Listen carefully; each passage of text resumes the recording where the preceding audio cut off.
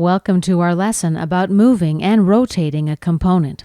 Let's start by activating the Move command. Now let's grab the cube and move it. Let's grab this cylinder and move it as well. Right-click and Done to exit the tool. Now let's try Rotate Component.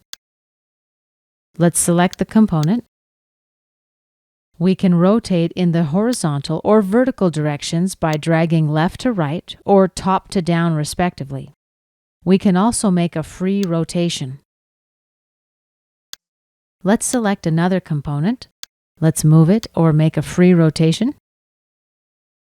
When we're done, let's right-click and select Done. Since our components have mates, after I click Update, the components return to their original positions. And this concludes our lesson about moving and rotating components.